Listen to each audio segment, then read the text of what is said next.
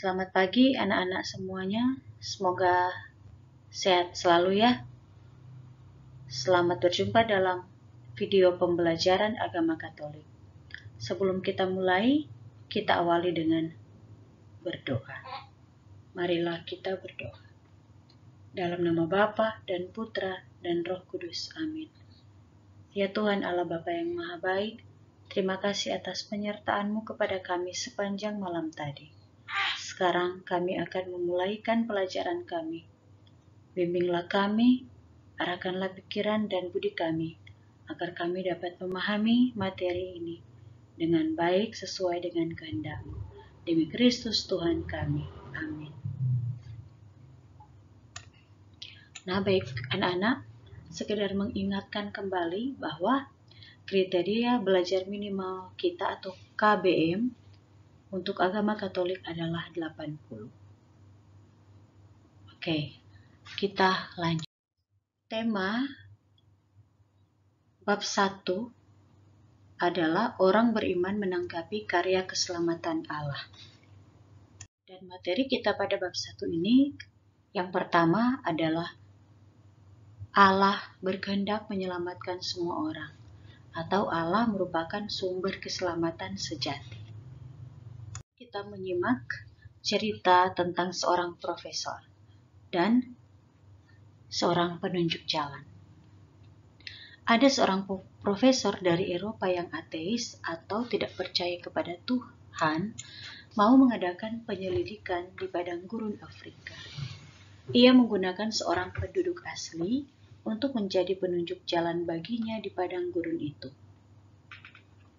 Dalam perjalanan mereka, setiap kali si profesor yang tidak percaya kepada Allah itu melihat penunjuk jalan akan berdoa pada pagi, siang, dan malam hari, ia selalu mengatakan begini, bahwa Allah itu tidak ada. Tetapi si penunjuk jalan diam saja.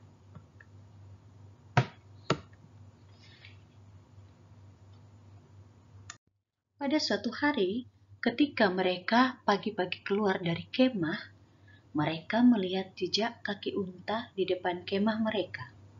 Si profesor berkata kepada penunjuk jalan, "Tadi malam ada orang naik unta yang lewat di depan kemah ini." Kata penunjuk jalan, "Saya tidak percaya." Si profesor berkata lagi, "Mengapa engkau tidak percaya? Jejak-jejak ini menunjukkan bahwa ada orang lewat semalam di depan kemah kita. Semua orang yang melihat jejak ini akan percaya bahwa ada orang yang telah meninggalkan jejak ini."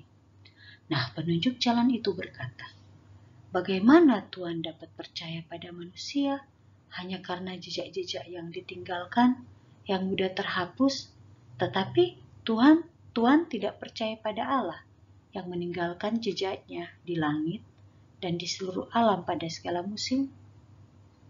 Si profesor terdiam. Kemudian mereka meneruskan perjalanannya. Pada suatu waktu, mereka kehilangan arah dan mereka kehabisan bekal. Mereka kelaparan dan kehausan. Pada saat itu, si penunjuk jalan masih menyimpan sedikit air di kantong airnya. Air itu tak disentuhnya. Ia menyimpan hanya untuk tuan yang ateis itu.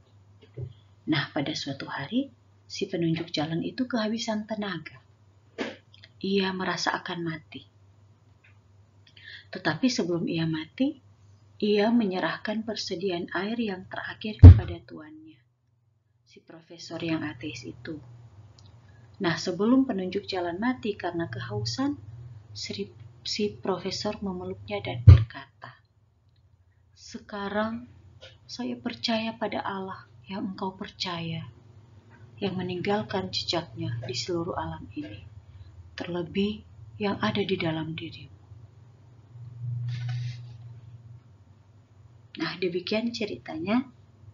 Nah, ini ada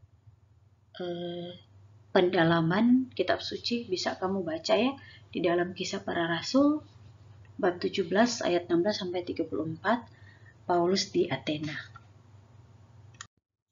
Oke, menjadi kesimpulan dalam materi ini, Orang Athena seperti yang tercantum dalam kitab Kisah Para Rasul meyakini bahwa sumber keselamatan pada patung-patung yang mereka sembah.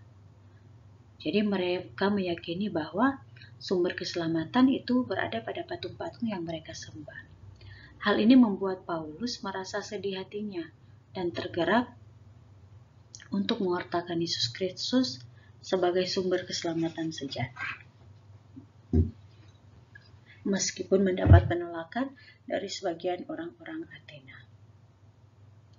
Sikap orang-orang Athena tersebut juga dapat kita temukan dalam masyarakat kita dewasa ini yang menggantungkan hidupnya pada berhala-berhala yang lain, seperti mendewakan barang-barang duniawi, memuja benda, dan mantra-mantra yang dianggap memiliki kekuatan gaib, dan menomorsatukan kemajuan ilmu pengetahuan dan teknologi dibandingkan menyerahkan hidupnya kepada kehendak Allah.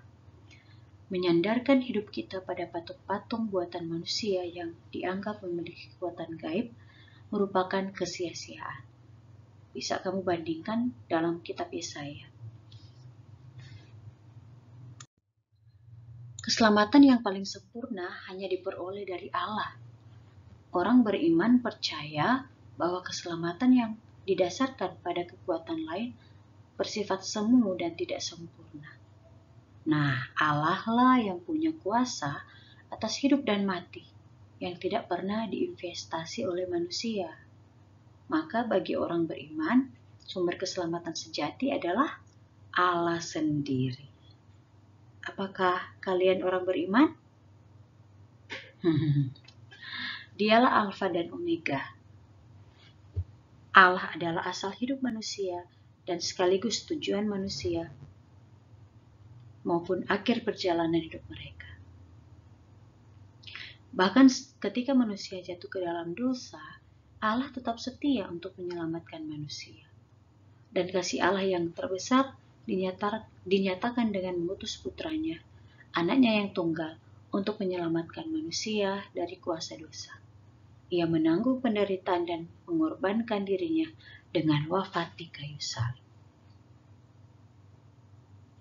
Dalam hidup sehari-hari, kita juga merasakan tanda-tanda kasih Allah yang menyelamatkan, tentu melalui siapa? Orang-orang terdekat kita. Orang tua, saudara, keluarga, guru, sahabat, dan tentu sesama yang kita jumpai di sekitar kita.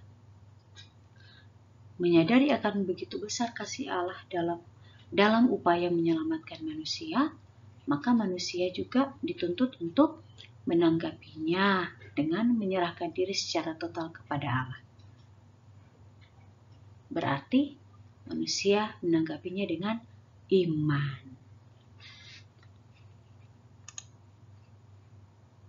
Nah, manusia menanggapi dengan iman dan juga dengan perbuatan tentunya.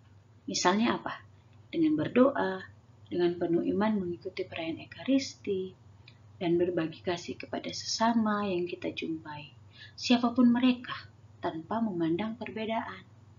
Kita dapat menyisihkan sebagian dari yang kita miliki untuk tentunya membantu mereka yang kekurangan, membantu teman yang mengalami kesulitan dalam memahami materi juga, dalam pembelajaran di sekolah maupun pembelajaran daring, menjenguk dan mendoakan teman yang sakit, membesarkan hati mereka yang lemah karena penderitaan, dan masih banyak lagi. Allah menyapa dan menunjukkan kasih-Nya kepada kita dalam hidup kita sehari-hari. Orang lain menjadi sarana bagi kita dalam merasakan kebaikan Allah yang menyelamatkan. Contohnya, si penunjuk jalan dalam cerita tadi ya. Oke, baik, semoga bisa dipahami tentang materi yang pertama ini. Materi ini sepertinya sudah selesai. Silakan kamu bisa membaca kembali ya. Kamu bisa menuliskan poin-poin penting dalam materi ini. Oke, baik. Oke. Ibu menyampaikan terima kasih atas perhatian kalian semua.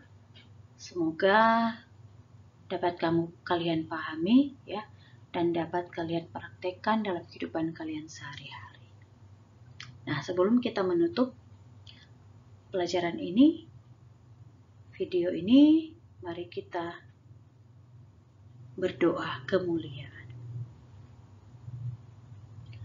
Marilah berdoa kemuliaan kepada Bapa dan Putra dan Roh Kudus, seperti pada permulaan, sekarang, selalu, dan sepanjang segala abad. Amin. Dalam nama Bapa dan Putra dan Roh Kudus. Amin. Terima kasih anak-anak semuanya. Salam sehat selalu dan see you next week. Bye-bye.